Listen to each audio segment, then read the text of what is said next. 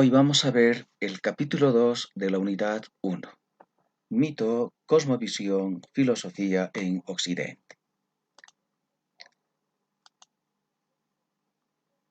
Este tema tiene dos periodos, el periodo cosmológico y el periodo humanista.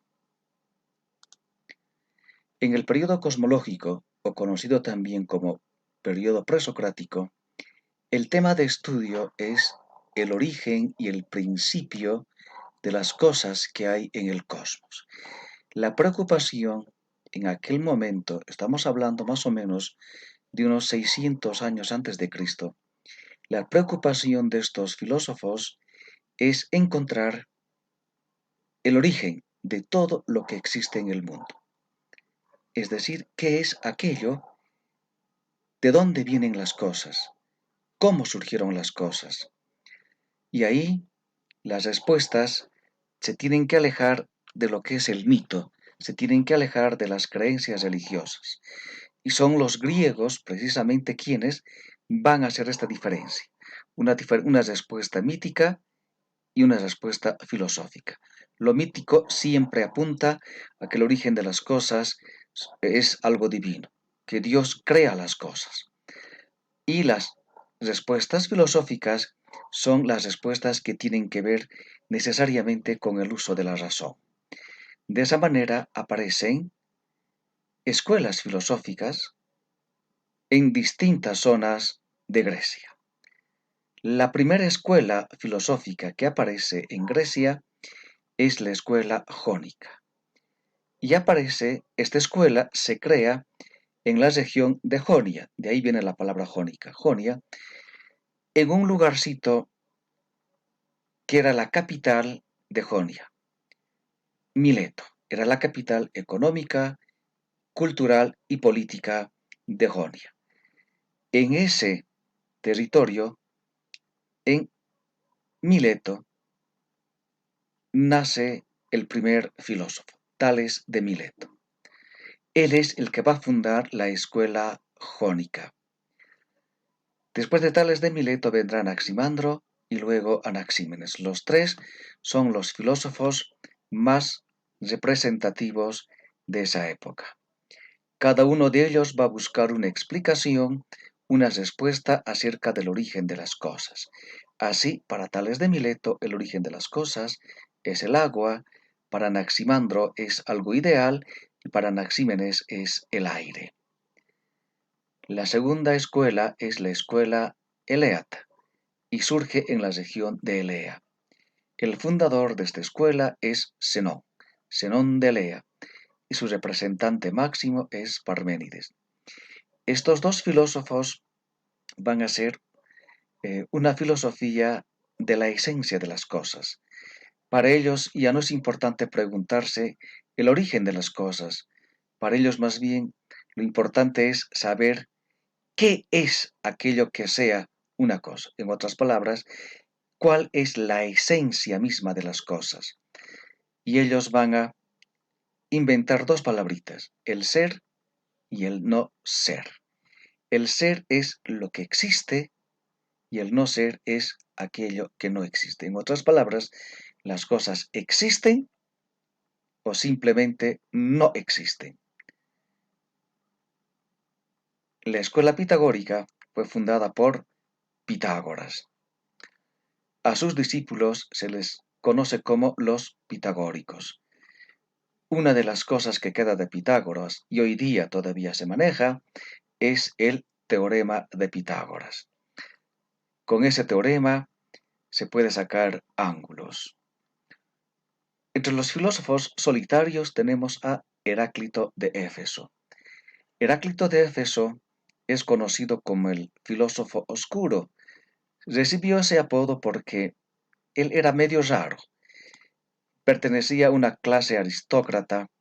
La leyenda dice que su padre era uno de los reyes de algún estado de Grecia. Él odiaba a la plebe. En otras palabras, él era un racista de primer nivel. Sin embargo, su pensamiento hoy en día perdura y es un pensamiento que apunta al cambio de las cosas. Él decía que no existe nada permanente. Él afirmó que nada es eterno, que nada es duradero, que la esencia de las cosas, que el origen de las cosas es el cambio permanente. Él llamó a este cambio permanente el devenir. Luego viene el periodo humanista. El tema de estudio en este periodo es el comportamiento humano en su dimensión política, social y religiosa. En este periodo aparecen los sofistas Sócrates, Platón y Aristóteles. ¿Quiénes eran los sofistas? Los sofistas eran gente extraña que vino a Atenas para enriquecerse. Eran una especie de profesores ambulantes y enseñaban solamente a los hijos de los hombres más ricos de Atenas. Por enseñar a estos hijos, ellos cobraban demasiado caro. Ellos no se ocuparon de una educación para todo el pueblo. Eran elitistas, eran racistas. Sócrates es el filósofo, el maestro de los filósofos de toda la Grecia. Todo el pensamiento filosófico posterior será en base al pensamiento de Sócrates. Sócrates no escribió absolutamente nada. Todo lo que sabemos de él es gracias a sus discípulos, especialmente a Platón. Platón es el que escribe todo lo que se sabe acerca de Sócrates. Sócrates tenía muchos temas de reflexión. Nosotros veremos dos, la felicidad y el conócete a ti mismo. ¿Qué es la felicidad para Sócrates? Sócrates pensó que uno es feliz cuando llega a perfeccionarse a sí mismo. Es decir, el hombre tiene que buscar permanentemente ser perfecto. Nunca vamos a llegar a ser perfectos, pero lo ideal es llegar a buscar esa perfección. ¿Y cómo se llega a esa perfección? A través de la autorreflexión y la autoevaluación permanentemente de nuestros actos. Debemos preguntarnos qué de bueno hicimos y qué de malo hicimos en el día, en nuestras actuaciones, momento a momento. El conócete a ti mismo es una frase que motiva al cambio interior y personal. Sócrates decía que todos nosotros estamos obligados diariamente a buscar la paz interior. Solo la paz interior hará que nosotros seamos felices. Con la paz interior nosotros vamos a motivarnos a ser mejor cada día. Esa paz interior va a llegar a mostrarnos el camino de la perfección. Y si llegamos a la perfección, entonces seremos felices. Esto según Sócrates. Platón es el discípulo más destacado que tiene Sócrates. Platón tiene muchos temas. El comportamiento humano y la justicia es lo que vamos a ver en esta lección. Platón pertenece a la aristocracia de Atenas. Es un hombre rico y como tal su pensamiento está dirigido a su clase social. Para Platón, el comportamiento humano es el resultado de las riquezas materiales. Es decir, nuestro comportamiento es moldeado por la cantidad de dinero que podemos tener. Si tenemos mucho dinero, tendremos mucha felicidad. Si tenemos poco dinero, seremos poco felices. Esto cree Platón. Él cree que nuestro accionar diario está motivado por el dinero, lo mismo que nuestros valores. En el tema de la justicia, él defendió la idea de que la justicia se hizo para los hombres más fuertes, que pueden imponer las leyes y las leyes tienen que defender a los más poderosos, los intereses de los más poderosos. Luego está Aristóteles, y Aristóteles es discípulo de Platón. Aristóteles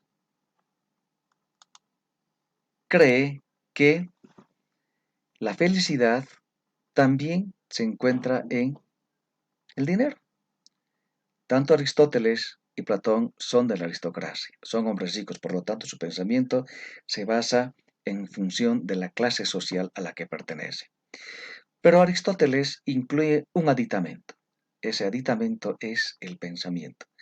Él dice que si nosotros pensamos bien, si manejamos muy bien nuestro pensamiento, entonces nuestro pensamiento tiene que llevarnos a conseguir mucho dinero. El pensamiento tiene que estar direccionado a conseguir dinero.